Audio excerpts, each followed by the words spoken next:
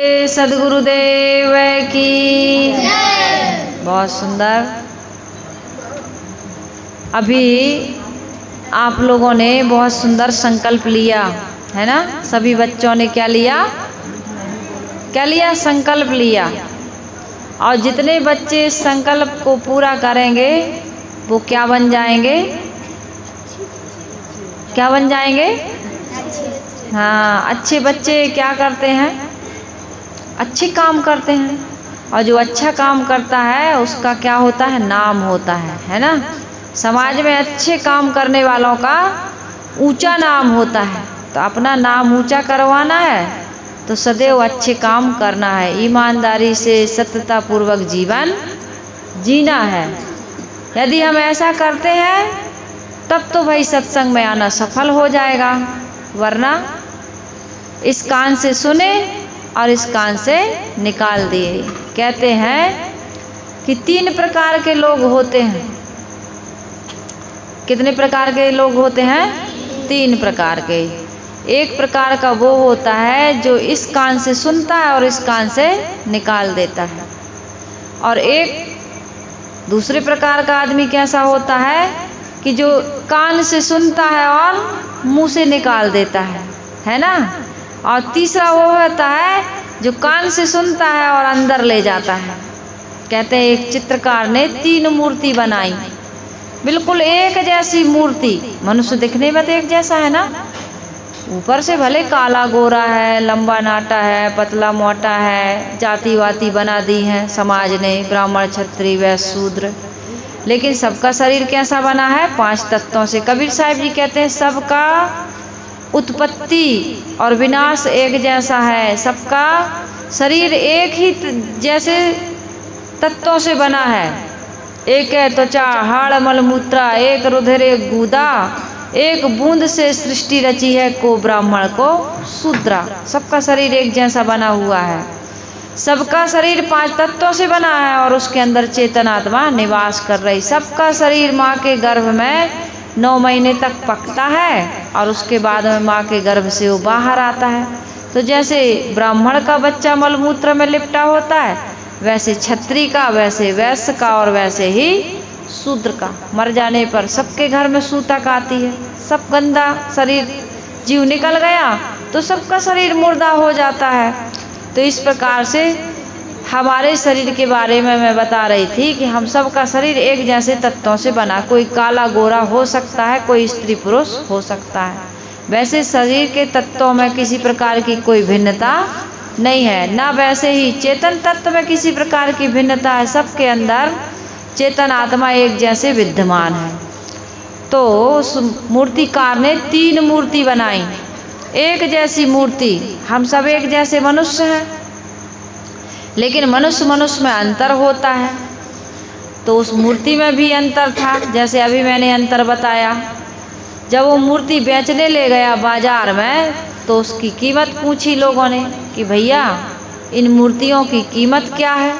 तो तीनों मूर्तियों की कीमत उस मूर्तिकार ने अलग अलग बताई, जबकि दिखने में एक जैसी मूर्ति है, लेकिन कीमत क्या बता रहा है वो मूर्तिकार?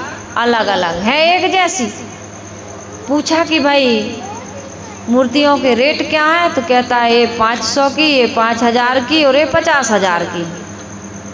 तो लोगों ने कहा मूर्ति तो एक जैसी है, दिखने में बिल्कुल सेम, फिर इसके रेट में इतना मूल्य में अंतर क्यों? तो उस मूर्तिकार ने कहते हैं एक तिनका उठाया और एक जो 500 रुपया की मूर्ति थी उसके इस कान से डाला वो तिनका, तो वो इस कान से निकल आया। फिर उसने कहा कि देखो भाई अब इस मूर्ति में अंतर है। इस मूर्ति के रेट में अंतर इसलिए क्योंकि इस मूर्ति में अंतर है। तो उसने लिया, दूसरी मूर्ति के कान में डाला तो मुंह से निकल गया वो धागा, और तीसरी मूर्ति के मुंह में डाला तो वो पेट के अंदर चला गया। न इस कान से निकला न मुंह से निकला। कहे भाई जिसके इस कान से डाले इससे निकल गए ये 500 की, और जिसके कान से डाले मुंह से निकल गया वो 5000 की। लेकिन जिस मूर्ति के अंदर इस कान से डाला और पेट में चला गया उस मूर्ति की कीमत कितनी? 50,000। कहे इसमें ये जो अंतर है तो इससे क्या फर्क पड़ता है? ये ऐसी 3 प्रकार की मूर्तियां बनाएं और 3 प्रकार के रेट रखे, इसका कारण क्या है? इसका राज क्या है? कुछ खुलासा करिए। तो उस व्यक्ति ने कहा कि 500 रुपया वाली मूर्ति के इस कान में धाग वो डाले तिनका और इस कान से निकल गया। इसका कीमत 500 रुपया इसलिए है क्योंकि आदमी कैसा होता है, इस कान से सुनता है, इस कान से निकाल देता है। अभी सुने, यहाँ संकल्प लिए, हाथ उठाए कि हाँ घर में जाके झगड़ा नहीं करेंगे, लड़ाई नहीं करेंगे, सास ससुर के साथ, माता पिता के साथ सुंदर व्यवहार करेंगे। अभी ललिता साहब बता रही थी ना कि सुबह 4 बजे उठ जाना चाहिए, रसोई में, भंडार घर में बड़ी श्रद्धा और पवित्रता के साथ भोजन बनाना चाहिए और भोजन बनाते समय पवित्र भाव रखना चाहिए। ऐसी भावना रखनी चाहिए कि हम भोजन नहीं प्रसाद बना रहे, काम नहीं पूजा कर रहे, और ये भोजन हम माता पिता सास ससुर को नहीं बल्कि हमारे देवी देवताओं को खिलाएंगे। ऐसे भाव से बनाओ। ये हमारा घर नहीं मंदिर है, ये स्वर्ग से सुंदर है। इस प्रकार का भाव रखो। बता रही थी ना ललिता साहब, इस बात को हम घर जा कर के भूल जाएंगे। 4 बजे, हाँ आज नहीं कल उठेंगे 4 बजे, तो कल ही तो सुन के आए हैं, आज थोड़ा सो लेते हैं, फिर कल से लेकिन 4 बजे उठेंगे। और कल आया तो फिर कल से 4 बजे। एक दुकानदार क्या लिखा था अपनी दुकान के सामने कि आज नगद कल उधार। तो उधार लेने वाला एक व्यक्ति गया, उसने सोचा इसमें लिखा है कि आज नगद कल उधार, तो कल आएंगे। कल गया तो फिर वही लिखा था कि आज नगद कल उधार, तो कल कभी आता है? कल कभी नहीं आता। कल कल करते करते काल आ जाता है, लेकिन कल कभी नहीं आता। तो कल जो काम करना है उसको आज ही करो। साहिब कहते हैं काल करे सो आज कर, आज करे सो अब, पल में प्रलय होएगी, बहुरी करोगे कब। एक एक आदत अच्छी डालो। बचपन से हम बहुत गंदी गंदी आदतें सीख लेते हैं। झूठ बोलना, चोरी करना, अंडा खाना, सामान चुराना, लड़ना झगड़ना, लड़ाई, कितने गंदी आदत, गाली देने की आदत, बड़ी बुरी बुरी आदतें, गुटखा पान तम्बाकू बीड़ी सिगरेट, पता नहीं कितनी आदतें, गंदी गंदी आदतें। तो बहुत सारी आदतें गंदी हो गई, इनको सबको निकालना है। तो बहुत सारा काम करना। बहुरी करोगे कब? आज से ही करो। ये ना कहो कि कल कर लेंगे।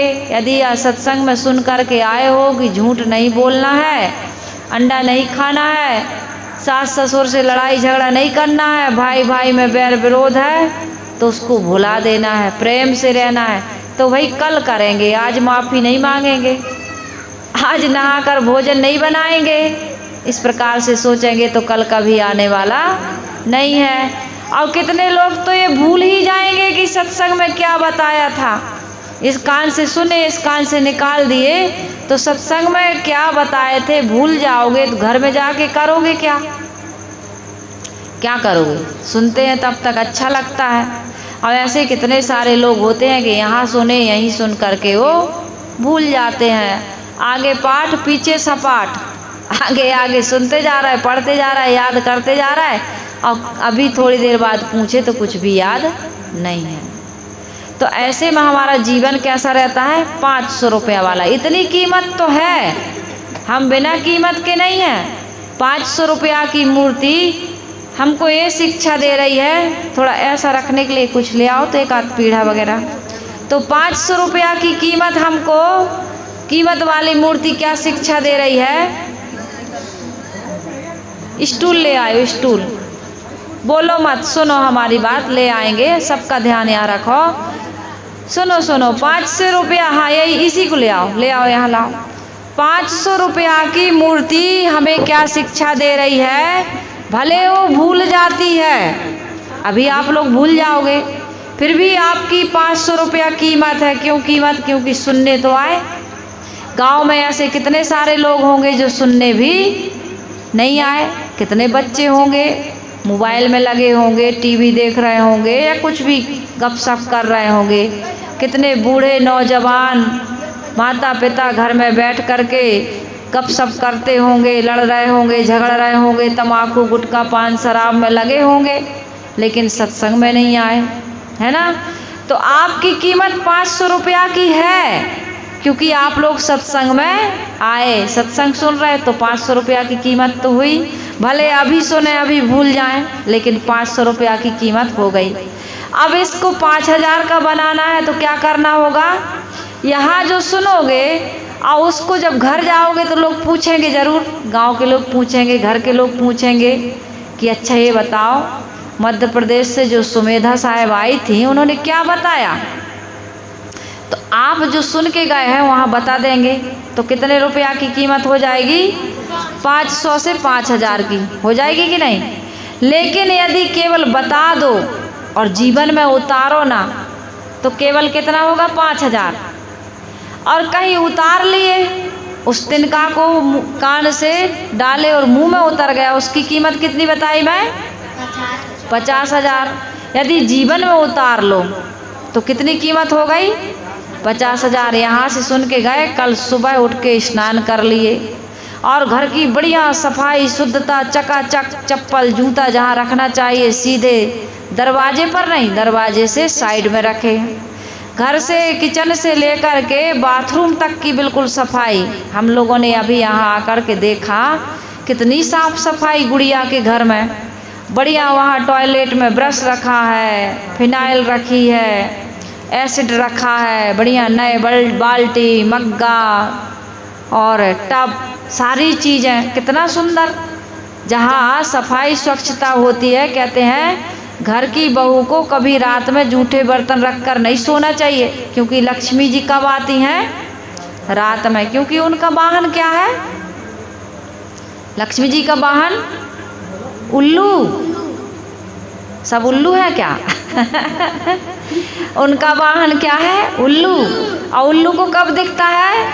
रात में। तो वो देखने आएंगी कि किसके घर में बढ़िया साफ सफाई है, और जिसके घर में साफ सफाई होंगी उनके घर में लक्ष्मी जी आकर के ठहर जाएंगी। बोलिए लक्ष्मी माता की जय। तो लक्ष्मी को प्रसन्न करना है तो दीपावली से नहीं, आज से ही हमको अपने घर की सफाई स्वच्छता पर ध्यान देना है। 500 रुपया से लेकर हमें कौन सी मूर्ति बनना है? 50,000 वाली मूर्ति। तो सत्संग में आया करो, सत्संग की बातें सुना करो, और सुन कर के जीवन में जो उतारता जाता है धीरे धीरे उसके जीवन में उसकी कीमत बढ़ती जाती है। अपने जीवन की कीमत हमको बढ़ाना है। कैसे बढ़ाएंगे? एक भजन है, संकल्प हो हमारा इंसान हम बनेंगे। क्या बनेंगे? इंसान। अभी तो इंसान का शरीर मिला है, लेकिन हम काट देते हैं, मार देते हैं, हंडी में पका के खा जाते हैं, मुर्गी को, मछली को, अंडा को, शराब पी लेते हैं, गंदी गंदी ये गुटखा, ये पाउच मुंह में रख के चबाते हैं। दांत कितने गंदे हो जाते हैं। बचपन से किसी के दांत गंदे होते हैं? नहीं होते। आदमी गंदा काम कर करके गंदा शरीर बना लेता है, मन को गंदा, आचरण को गंदा, हमारे शरीर के अंगों को गंदा, अपने स्वभाव को, संस्कार को गंदा। तो क्या है, हमें इंसान तो बन गए, अब क्या बनना है? शैतान नहीं बनना है। मारना काटना ये किसका काम है? शैतान का काम। जो दया नहीं करते, धर्म नहीं करते, वो क्या बन जाते हैं? राक्षस बन जाते हैं। तो भजन कह रहा है कि संकल्प लो, संकल्प हो हमारा इंसान हम बनेंगे। इंसान बन गए तो भगवान भी बनेंगे। इंसान बन गए तो भगवान भी बनेंगे। संकल्प हो, क्या बनोगे? गाओ संकल्प। किसकी आवाज़ ज़्यादा आती है, हमारी के आपकी? चलो आप ज़्यादा, हम अकेले, माइक हमारे पास है लेकिन, है ना। लेकिन आप लोग जोर से आवाज़ लगाओ, एक बार कहो, संकल्प हो हमारा इंसान हम बनेंगे। कहो सब लोग,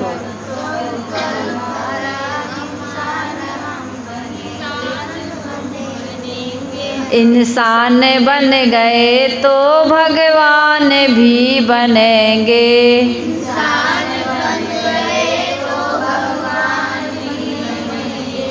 हाँ, इंसान बनना है। जो व्यक्ति इंसान बन जाता है वो भगवान बन जाता है। जितने भी भगवान हुए हैं जिनकी हम पूजा करते हैं ना, वो हमारे जैसे इंसान थे। भगवान कहीं ऊपर से नहीं उतर के आता। देखो, कोई कारण होता है तब कार्य होता है ना। कारण कार्य को नहीं समझोगे आप लोग। जैसे माता पिता होंगे, माता पिता के रजवीर्य होगा तभी तो शरीर बनेगा। अच्छा, बीज ना हो, बीज ना हो, टमाटर का, मिर्ची का, भाटा का, किसी भी पौधे का बीज ना हो हमारे पास, तो पेड़ बनेगा?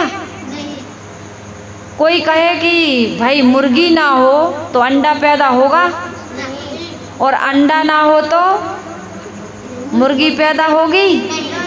तो मुर्गी अंडा की पहले मुर्गी पहले की अंडा? बताओ, मुर्गी पहले की अंडा पहले? तो बिना मुर्गी के कैसे आ गया? बताओ, तो बिना अंडा के मुर्गी कैसे बन गई? हाँ, तो ये दोनों अनादिकाल से हैं। स्त्री और पुरुष किसी भगवान ने बनाए, कब बने, कैसे बने, इसको किसी ने देखा नहीं है। इसको अनादि मानो। जिसको हम नहीं जानते हैं उसको भगवान जानेगा। एक तकिया कलाम है। भगवान कहाँ है, किसने देखा है? इसलिए इस संसार को किसने बनाया, कैसे बना, इसके चक्कर में नहीं रहना है। लेकिन ये तो प्रत्यक्ष दिख रहा हमको कि बिना स्त्री और पुरुष के किसी मनुष्य का शरीर नहीं बनता। ये तो प्रत्यक्ष प्रमाण है। तो जितने भी लोग इस संसार में हुए हैं वो मनुष्य के रूप में हुए हैं, और जिन्होंने अच्छा काम किया है उन्हीं को हम देवी और देवता और भगवान तक कहते हैं। महात्मा बुद्ध को क्या कहते हैं लोग? भगवान महावीर, भगवान बुद्ध, है ना। संतों के सम्राट सदगुरु कबीर साहिब जी, इनको हम क्या कह देते हैं कि चारों युग में आते हैं। कबीर पंथ के लोग कहते हैं भगवान सदगुरु कबीर साहिब जी चारों युग में आए हैं। और कबीर साहिब जी आकाश से ज्योति के रूप में कमल के फूल पर लहर तारा तालाब में बालक के रूप में पाए गए। तो भाई जिसका भी शरीर बनेगा बिना माता पिता के पैदा नहीं हो सकता है। आदमी कर्मों से महान बनता है, जन्म से महान नहीं बनता। जन्म तो सबका एक जैसे होता है ना। चाहे राम का हो, बुद्ध का हो, कृष्ण का हो, कबीर का हो, माँ सीता का हो, भले अलौकिकता और चमत्कार में हम कह देते हैं, लेकिन किसी का भी शरीर आकाश पाताल से पैदा नहीं होता है। कहाँ से होता है? कौन बोल रहा है? कहाँ से पैदा होता है? जो आज जिसका हम देख रहे हैं कि सबका माता पिता से पैदा होता है, तो हर समय यही हुआ। सूर्य में प्रकाश होता है, गर्मी होती है ना। उस समय भी वही था, आज भी वही है। एक गीत हम सुनते हैं ना, चांद न बदला, सूरज न बदला, न बदला रे आसमान। चांद सूरज बदले क्या कभी? पहले भी वो प्रकाश देते थे, आज भी प्रकाश दे रहा है। पानी पहले भी शीतलता देता था, आज भी शीतलता दे रहा, प्यास मिटाता है, शीतलता देता है। पृथ्वी पहले भी कठोर थी, आज भी कठोर है, उसने अपना नियम नहीं बदला। तो ये पैदा होने का नियम भी जैसे पहले था, जैसे आज है, वैसे ही पहले रहा होगा, और जो पहले था वो आज है। आज कोई आकाश पाताल से पैदा नहीं होता है, तो पहले कैसे हो गया होगा? आकाश पाताल में कोई फैक्ट्री थोड़ी है। और भूत प्रेत भी लोग कहते हैं कि बस ऐसे ही दिख जाते हैं, कहीं से भी आ जाते हैं, पैदा हो जाते हैं। तो भूत प्रेत की कोई योनि और खानी नहीं है। ये देवी देवताओं को खुश करने के लिए लोग पशुओं की बलि चढ़ा देते हैं, मुर्गी को या बकरा को या किसी भी चीज़ को मार के लोग खा रहे हैं। ये बहुत बड़ा पाप है। देवी देवता कभी नहीं कहते कि हमारे नाम से बलि या कुर्बानी दो। हिंदू का देवता जो शाकाहारी है, उनके भगवान नारियल खाते हैं, नारियल का प्रसाद चढ़ता है। लेकिन जो मांसाहारी हैं उनके भगवान क्या खाते हैं? बकरा खाते हैं, मुर्गा खाते हैं, मांस खाते हैं। देखो छोटा सा बच्चा जानता है। यही तो करते हैं लोग। शादी होती है या बच्चा होता है तो उनके घर में क्या बनता है? मांस बनता है। और मांस खाने वाला आदमी कभी, हाँ वो डॉक्टर, मास्टर, प्रोफेसर, वैज्ञानिक बन सकता है, लेकिन वो कोई अच्छा आदमी नहीं बन सकता। अच्छा आदमी बनने के लिए अच्छे काम करने होंगे। तो इसलिए अभी जो संकल्प दिलवा रही थी साहेब कि भाई देखो जीवन में कभी भी वो भोजन मत करना जो किसी को मार करके मिलता है। आपने मारा कि आपके घर में किसी ने भी मारा या मरा हुआ है आप खरीद के लेकर के आए, उसको पका करके खाए, तो वो मरा हुआ क्या होता है? गंदा होता। आपके घर में कोई मर जाता है तो क्या कहते हो? सूतक आ गई, कहते हैं कि नहीं हम लोग। और बाहर से आप मुर्दा लेकर के आते हैं और उसको अपने बर्तन में पकाते हैं और मुंह से चबा करके हड्डी को चाबते हो, है ना, और मांस को चबा करके खाते हो, खून को पी जाते हो। ये तो राक्षसी भोजन है। अपने पेट को कब्रिस्तान बनाना है। चलता फिरता कब्रिस्तान है वो मनुष्य जो मांस खाता है, वो राक्षस है, आदमी नहीं है। इसलिए अपने जीवन में इन सारे दोषों का, दुर्गुणों का त्याग करते रहना। जो आज लग रहा है कि छोटा सा काम है, आज नहीं किया तो ये काम कल करना बहुत बड़ा काम हो जाएगा।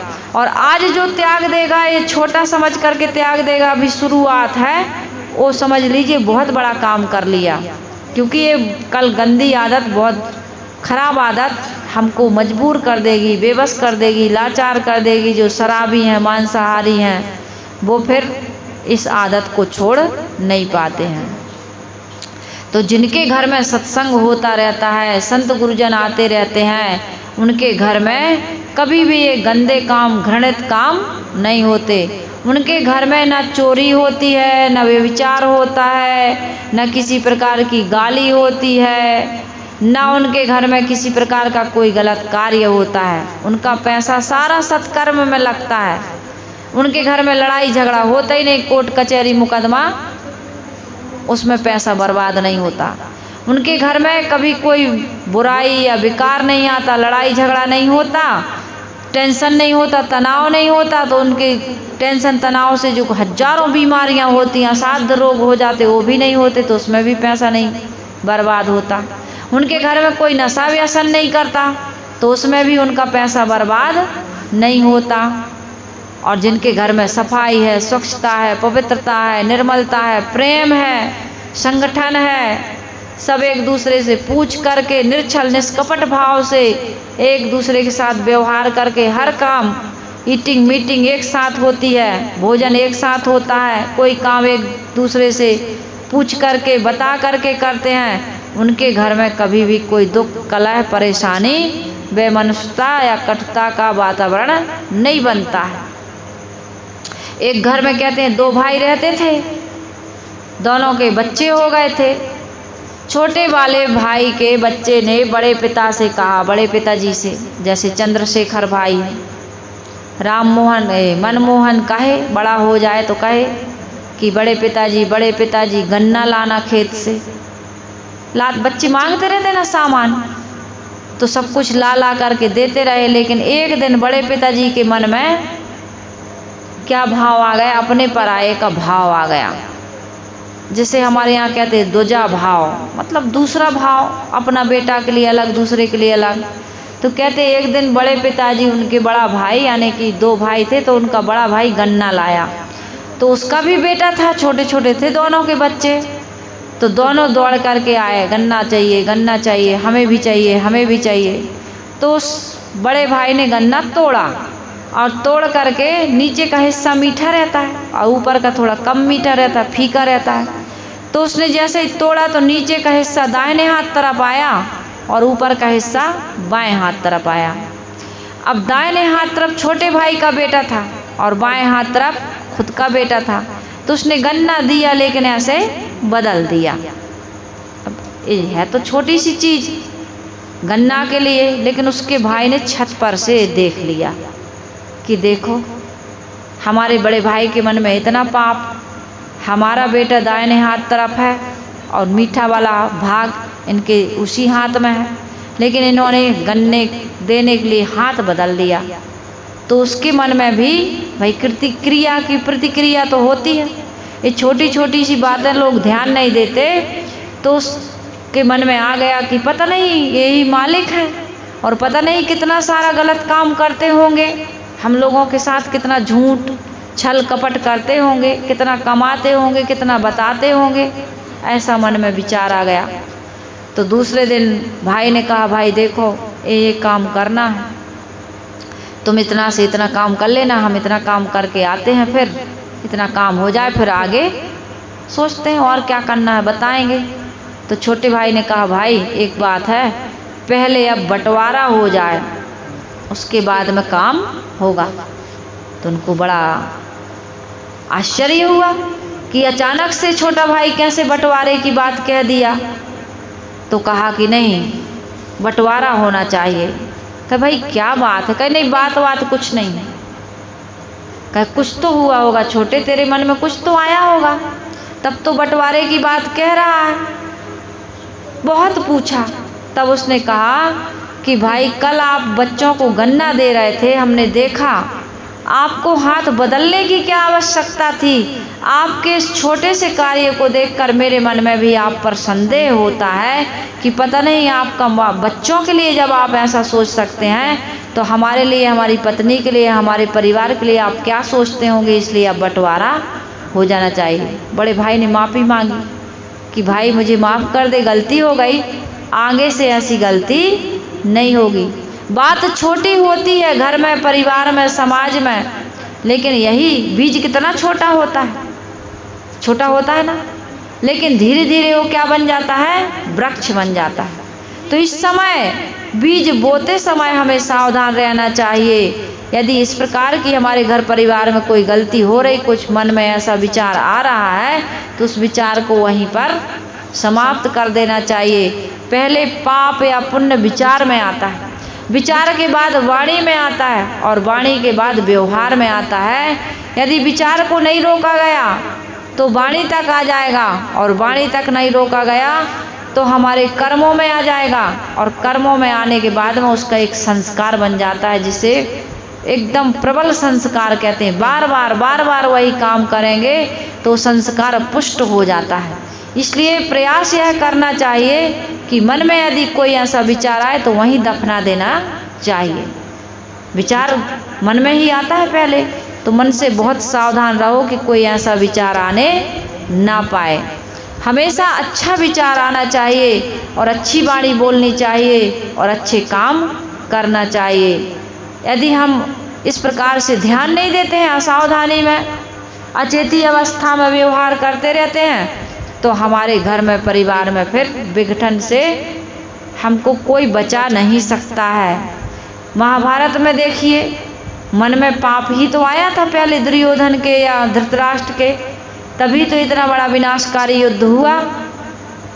राजा दशरथ जी के मन में पाप ही तो आया था कि अभी भरत अयोध्या से बहुत दूर है, ननिहाल में है, और बिना बताए कैकेयी को भी नहीं बताया, भरत को भी नहीं बुलाया, और रामचंद्र जी का क्या किया, अभिषेक करने की तैयारी कर ली। परिणाम क्या हुआ, अयोध्या के विनाश को 3 माताएं विधवा हो गईं, दशरथ का प्राणांत हुआ। उस समय दशरथ के पास कोई नहीं थे, एक भी पुत्र।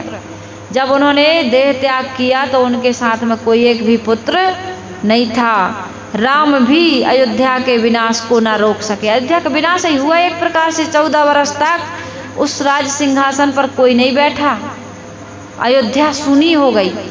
तो ये कहाँ आया, मन में पाप आया, और मन में जब पाप आता है तो वाणी में और व्यवहार में भी पाप आ जाता है। तो पाप हमेशा आदमी को पतन की ओर ले जाता है, उन्नति की ओर नहीं ले जाता है। इसलिए घर परिवार समाज में हमें ध्यान देना चाहिए कि हमारा घर कैसे हो, हमारा परिवार कैसे हो। और अधिकतम घर परिवार और समाज में गलतियां बड़ों से होती हैं। यदि बड़े लोग गलती करते हैं तो वो क्षम्य नहीं होता है।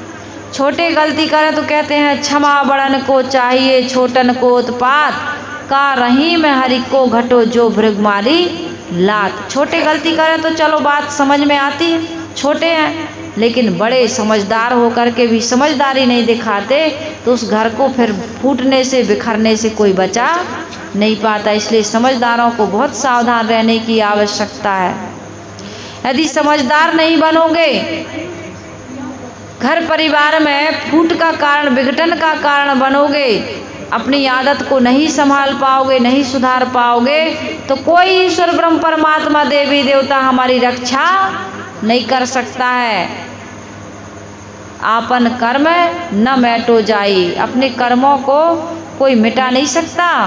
भगवान देवी देवता खूब जल चढ़ाओ, खूब प्रसाद चढ़ाओ, खूब परिक्रमा करो, दुनिया का जो करना है सब कुछ कर लो, लेकिन भगवान हमारे किए गए पापों को काट नहीं सकते, वो अपना काट नहीं पाए। भगवान जिनको हम कहते हैं, ऐसा कोई भगवान है नहीं आकाश पाताल में, लेकिन हमारी जो मान्यता है, थोड़ा विचार कर लो। जिस पुराण में लिखा है कि भगवान राम या कृष्ण या हनुमान या देवी देवता ये सब कुछ कर सकते हैं, ये सर्वशक्तिमान है, सर्वव्यापक हैं और हमारे पापों को काट सकते हैं, हमें दुख न दे करके सुख दे सकते हैं। दुख सुख वही देता है भगवान, ऐसा मानते हैं। उनकी अगरबत्ती लड्डू वड्डू कुछ सेवा एवं उनके नाम से व्रत कर लो, उनका नाम ले लो, माला वाला जप दो, तो भगवान पाप भी काट देते हैं। लेकिन वो जगन्नाथ में कृष्ण भगवान ने कहते हैं शिशुपाल की भुजा उखाड़ दी थी। 4 हाथ वाला था ना शिशुपाल, 4 हाथ लेके आया था, उसकी लंबी कहानी है। तो कृष्ण ने कहते उनकी गोद में गए तो 2 हाथ झड़ गए थे। ये सब कल्पना है, काल्पनिक कहानियां हैं, लेकिन पुराण वालों ने भी ये लिखा, जिन्होंने कहा कि ये भगवान है, उन्होंने सच्चाई उन्होंने भी लिखी। क्या लिखी? कि कृष्ण ने शिशुपाल की भुजा उखाड़ी थी, तो आज भी जगन्नाथ के भगवान बिना हाथ के बैठे। बिना हाथ के बैठे कि नहीं? शिशुपाल की भुजा उखाड़ी आप भये हरि ठूठा, बिना हाथ के बैठे जगन्नाथ के भगवान को देखते हो रथ यात्रा में, उनके यहाँ से हाथ नहीं है। टीवी में देख लेना, कभी निकाल के मोबाइल में देखना। और राम ने बाली को छिपके मारा तो जरा नाम के व्याध से कृष्ण अवतार में उनका प्राणांत हुआ। बाली को छिपके मारा था, इसलिए उनका बदला लेने के लिए वो व्याध बना, और कृष्ण समाधि में बैठे थे, ध्यान चिंतन कर रहे थे, वहाँ व्याध ने बाण मारा और उनका प्राणांत हो गया। राजा दशरथ के 4 पुत्र थे, लेकिन उनके साथ क्यों नहीं थे? क्योंकि कहते हैं इनने उनके जो ये है ना श्रवण कुमार को उन्होंने मार दिया था, तो अंधी और अंधा का श्राप लगा था। जब राजा दशरथ का श्राप भगवान नहीं काट सके, जिनको हम भगवान कहते हैं, जो अंश अवतार के सहित दशरथ जी के घर में थे, दशरथ जी का कहाँ पाप काट पाए? नहीं काट पाए।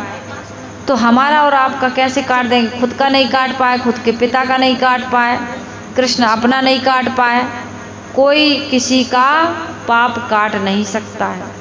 पाप को रोकना चाहिए। पाप करने से हमको ये संत समझाते हैं, पाप करने से कौन रोकता है? संत जन, गुरुजन, समझदार लोग, जो विवेकी हैं, पारखी हैं, ज्ञानी हैं, जो अपने जीवन में दुख भोग चुके हैं, भुक्त भोगी माता पिता गुरुजन, वो समझाते हैं कि पाप कर्म से हमको बहुत परहेज करना चाहिए, दूर रहना चाहिए।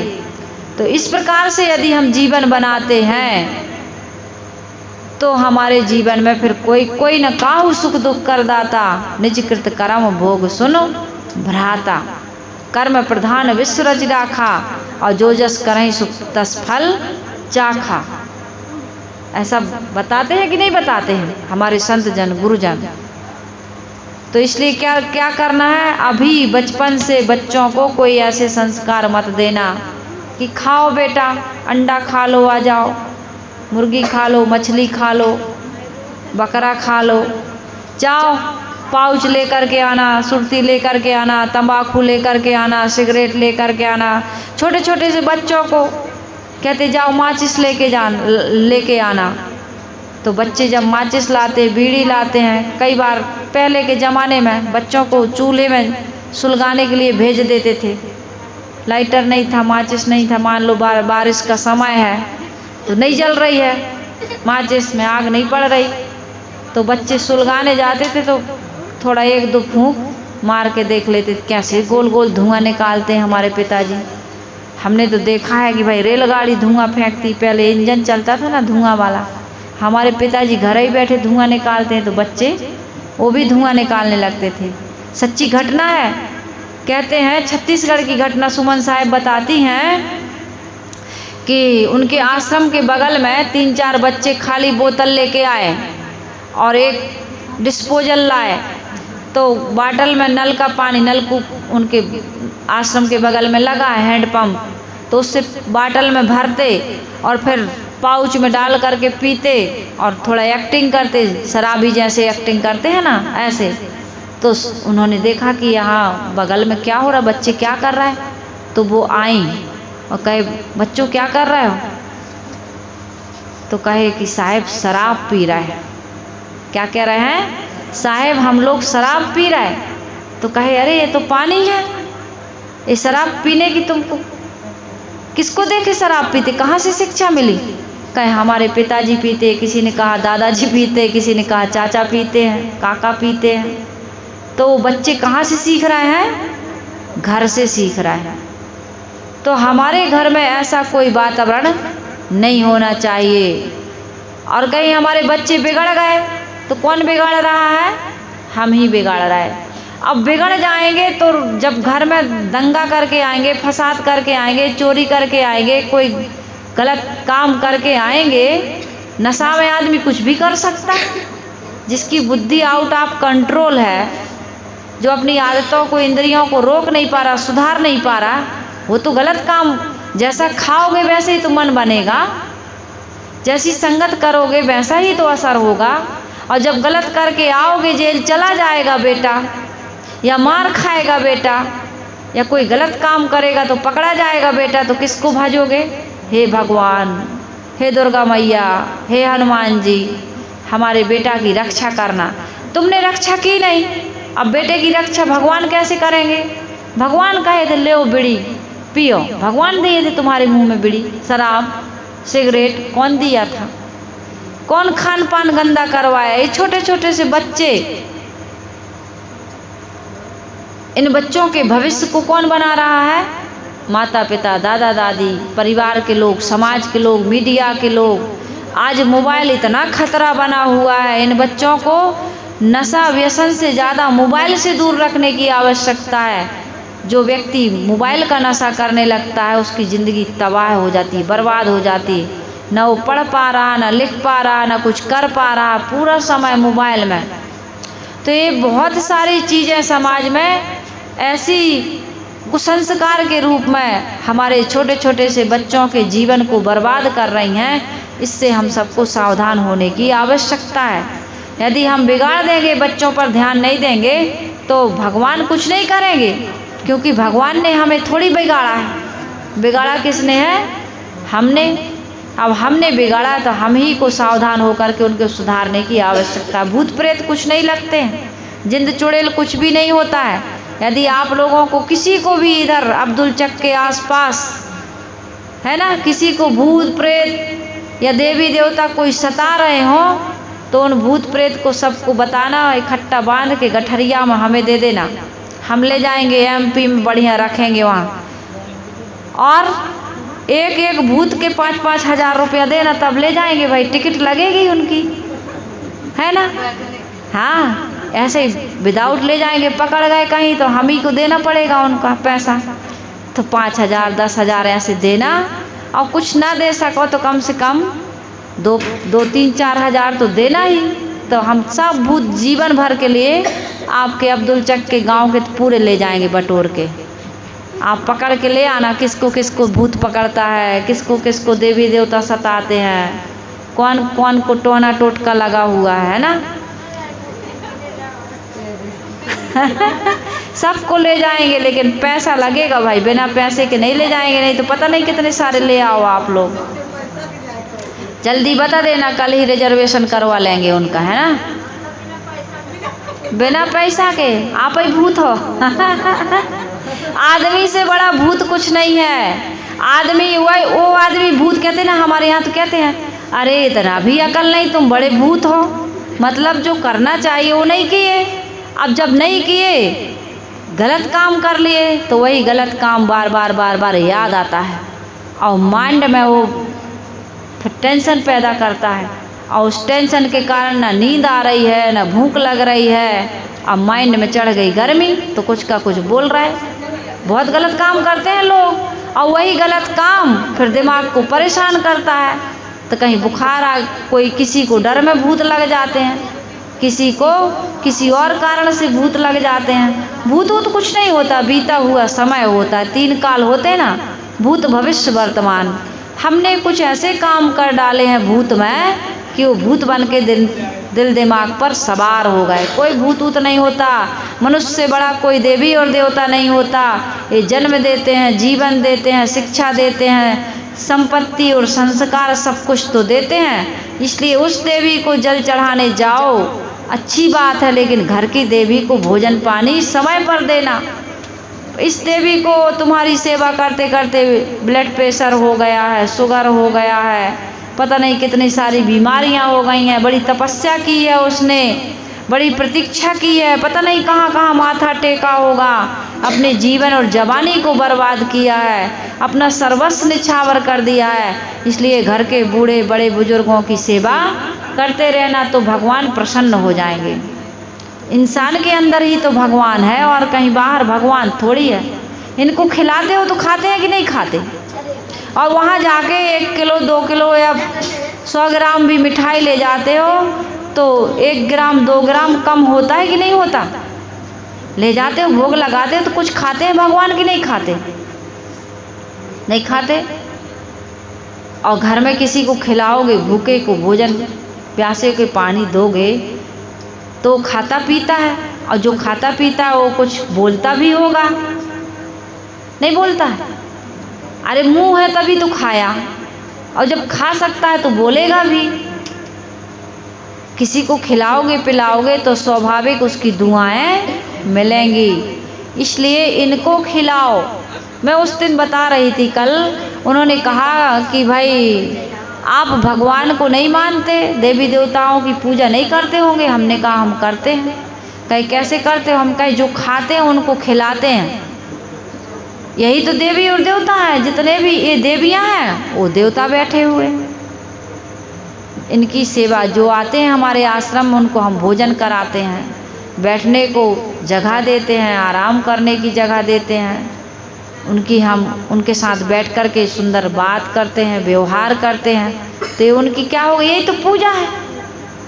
आप माता पिता की आरती उतारें और उनको भोजन न दें, उनकी बात न माने और कहें तुम ही हो माता पिता, तुम ही हो बंधु सखा, तुम ही हो, तो खुश हो जाएंगे वो। आप एक को दिन आरती ना करो लेकिन समय से भोजन दो उनको, तो कहेंगे बेटा खुश रहो, दूधो नहाओ पूतो फलो, कहेंगे कि नहीं कहेंगे? तो हमारे घर में हम सबको क्या करना चाहिए? बढ़िया सुंदर व्यवहार करना चाहिए, रहनी और आचरण को पवित्र करना चाहिए, संयम सदाचार से जीना चाहिए, सबके साथ सुंदर प्रेम और भाईचारे का व्यवहार करना चाहिए। इस संसार में कुछ समय के हम मेहमान हैं। इस प्रकार से जो जीवन जीता है उसका जीवन सुंदर बनता है, सुखमय बनता है।